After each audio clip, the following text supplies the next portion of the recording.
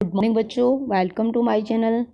तो बेटा आज हम करेंगे क्लास 9th की विज्ञान की वर्कशीट नंबर 62 जो कि आपकी 2 दिसंबर की है।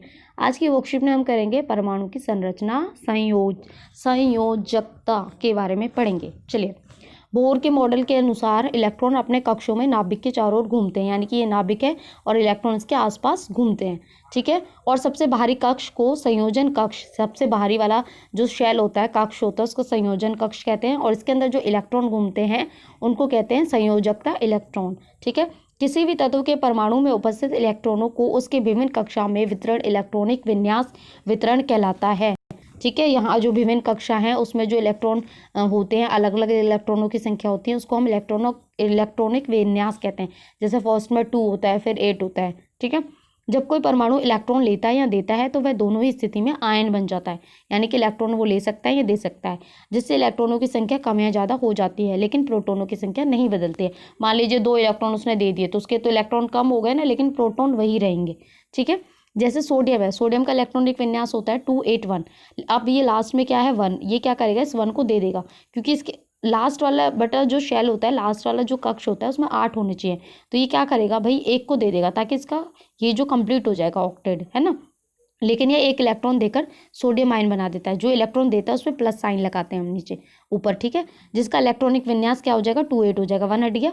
परमाणु में बाह्यतम कक्ष में इलेक्ट्रॉनों को अष्टक बनाने के लिए जितनी संख्या में इलेक्ट्रॉनों की साझेदारी या स्थानांतरण होता है वह तत्व की संयोजकता होती है। मतलब ये कि 281 था, इसने 1 इलेक्ट्रॉन दिया, तो ये इसका 1 क्या कहलाएगी, संयोजकता कहलाएगी। ठीक है, अगर ये मान लीजिए अगर इसका लास्ट में 7 होता, इसको 8 कंप्लीट करने हैं, तो अब 1 ले लेता ना ये, तो फिर 1 भी इसकी फिर संयोजकता कहलाती है। ठीक है, जितना इलेक्ट्रॉन लेना है या देना है वो क्या कहलाएगा, संयोजकता कहलाएगा। 8 इलेक्ट्रॉन पूरे करने हैं उसे। ठीक है, बस आप ये ध्यान रखिए।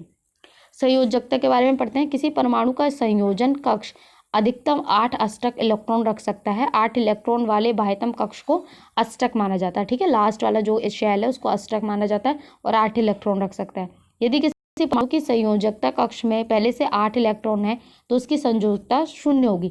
जब उसके पास भाई 8 है तो उसे तो 8 ही करने, ना तो वो लेगा ना वो देगा, तो उसकी संयोजकता क्या हो जाएगी, 0 हो जाएगी। वह रासायनिक अभिक्रिया भी नहीं कर सकता, वह अक्रिय तत्व हो जाएगा, जैसे हीलियम और नियोन। इलेक्ट्रॉन के लेने देने से ही रिएक्शन होते हैं। परमाणु अपने अंतिम कक्ष में अष्टक प्राप्त करने के लिए क्रिया करता है, जिससे वह आपस में इलेक्ट्रॉनों की साझेदारी करता है। या तो उनको ग्रहण करता है यानी कि लेता है, या फिर उनका त्याग करता है यानी कि वो उन्हें दे देता है। या तो ले लेता है या दे देता है इलेक्ट्रॉन को। सक्रिय तत्वों के परमाणु की संयोजन शक्ति अर्थात अपने समान या अन्य किसी तत्व के परमाणु से मिलकर अणु बनाने की प्रवृत्ति अपने बाह्यतम कक्ष को पूर्ण रूप से भरने का प्रयास माना जाता है। यानी कि जो भी एटम है वो यही कोशिश करता है, जो भी अणु परमाणु है वो ये कोशिश करते हैं कि उसके उसमें इलेक्ट्रॉन 8 रहें कंप्लीट। ठीक है, अब संयोजकता कैसे निकालते हैं। सबसे पहले तत्व का इलेक्ट्रॉनिक विन्यास लिखते हैं। ठीक है, उसके बाद क्या लिखते हैं, यदि बाहरी कक्ष में 4 इलेक्ट्रॉन से कम है तो वो क्या करेगा, वो उसकी संयोजकता हो जाएगी। कैसे, देखिए, अगर 1 2 3 4 है, ठीक है, अब उन्हें 8 करने हैं। अब ये बेचारे के पास 1 ही है, अब इसे 7 चाहिए। अब भाई 7 लेने से अच्छा है ना कि वो 1 छोड़ दे, तो इसका इसलिए ये क्या हो जाएगी, इलेक्ट्रॉनिक इसका जो विन्यास है, संयोजकता क्या हो जाएगी, 1 हो जाएगी। अब इसके पास 2 है, इसे चाहिए 5 भाई, नहीं सॉरी 6। अब वो क्या करेगा, 8 करने के लिए 6 चाहिए। 6 लेना आसान है या 2 छोड़ना आसान है, तो 2 छोड़ना आसान है, तो इसलिए इसकी भी संयोजकता क्या हो जाएगी, 2 हो जाएगी। सेम ऐसे ही 3 में बेटा 5 है तो 3 छोड़ना आसान है। ठीक है, लेकिन अगर 4 से ज़्यादा है, 5 है, 6 है, 7 है, 8 है, तो क्या होगा, 5 के लिए 8 के करने के लिए 3 चाहिए, तो 5 छोड़ना ईजी है या 3 लेना ईजी है, 3 लेना ईजी है ना, तो इसलिए इसकी जो संयोजकता है वो 3 हो जाएगी और इसकी संयोजकता 2 हो जाएगी, इसकी 1 हो जाएगी। ठीक है, क्लियर है। देखिए, क्योंकि 4 से कम इलेक्ट्रॉनों को त्याग करना आसान होता है। यदि बाहरी कक्ष में 4 से अधिक इलेक्ट्रॉन है तो 8 द्वारा प्राप्त किया जा सकता है। चलिए एग्जाम्पल दे रखा है, यहाँ समझते हैं। सोडियम है बेटा, सोडियम का परमाणु संख्या होती है 11। 11 का इलेक्ट्रॉनिक विन्यास हम लिखेंगे 281। अब एक 1 को अगर ये हटा देता है तो इसका ऑक्टेट कंप्लीट हो जाता है, तो इसलिए इसके बाहरी कक्ष में तो 1 इलेक्ट्रॉन है और 1 ये दे सकता है, तो इसकी संयोजकता क्या हो जाएगी, 1 हो जाएगी। फिर आपका मैग्नीशियम का होता है 12, 282, तो ये 2 है, बाहरी कक्ष में 2 इलेक्ट्रॉन है, तो ये 2 को छोड़ देगा ताकि ये 28 इसका कंप्लीट हो जाए।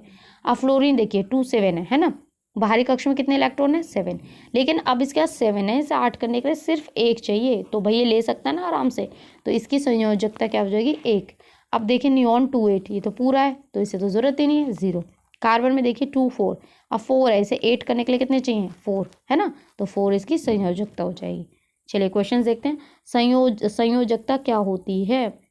तो चलिए आप यहाँ से लिखेंगे फर्स्ट का आंसर, परमाणु के बाह्यतम कक्ष में इलेक्ट्रॉनों के अष्टक बनाने में जितनी संख्या या इलेक्ट्रॉनों की साझेदारी या स्थानांतरण होता है वह उस तत्व की संयोजकता कहलाती है। फर्स्ट का आंसर आपका ये हो जाएगा, ठीक है। चलिए सेकंड देखते हैं, KLMN कक्ष में इलेक्ट्रॉनों की अधिकतम संख्या कितनी होती है। बेटा ये जो है ना, ये आपका वर्कशीट नंबर 61 में एग्जैक्टली बहुत अच्छे से दिया हुआ है, पर मैं फिर भी समझा देती हूँ। हम 2n² फॉर्मूले से निकालते हैं। तो पहला जो शेल है ये 1 है, L2 है और M 3 है और N आपका 4 है, यानी कि N की जगह पहले हम 1 रखेंगे, ठीक है, K के लिए। तो ये हो जाएगा 1 का स्क्वायर, यानी कि 2 इलेक्ट्रॉन रख सकते हैं। फिर L के लिए हम क्या रखेंगे 2 रखेंगे, तो 2 का स्क्वायर 4, 4 दूनी 8, L हो गया। फिर M के लिए हम क्या रखेंगे 3 रखेंगे, ठीक है, 3 का स्क्वायर 9, 9 दूनी 18। फिर है आपका N के लिए हम क्या रखेंगे 4, तो 4 का स्क्वायर कितना होता है 16 दूनी 32, ठीक है। तो इलेक्ट्रॉन कितने हो गए आपके लास्ट वाले 2 8 18 32, ये लिखेंगे आप 2 8 18 32, K में 2, L में 8, M में 18, N में 32। ये आपके वर्कशीट 61 में दिया हुआ, वहाँ से भी देख लीजिएगा, मैंने यहाँ बताई दिया आंसर। चलिए कार्बन और सोडियम परमाणुओं में इलेक्ट्रॉनों का वितरण और उसकी संयोजकता लिखिए। बेटा कार्बन और किस में लिखना, सोडियम में, ठीक है। सोडियम का आप यहाँ से लिखिएगा और कार्बन का आप यहाँ से लिखिएगा, पूरी लाइन ही लिख दीजिएगा, ठीक है। विन्यास भी दिया हुआ है, संयोजकता भी दी हुई है। ये आपका थर्ड का आंसर हो जाएगा। फोर्थ है लिथियम बोरोन और सल्फर तत्वों की परमाणु संख्या क्रमशः 3 5 और 16 है, इनकी संयोजकता क्या होगी, ठीक है। तो सबसे पहले लिथियम लेते हैं।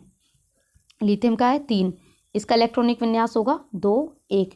अब बताइए ये 1 छोड़ देगा तो ज़्यादा बेटर रहेगा ना, है ना, ये 7 तो ले नहीं सकता, तो इसका जो इलेक्ट्रॉनिक विन्यास है वो क्या हो जाए, सॉरी संयोजकता क्या हो जाएगी 1।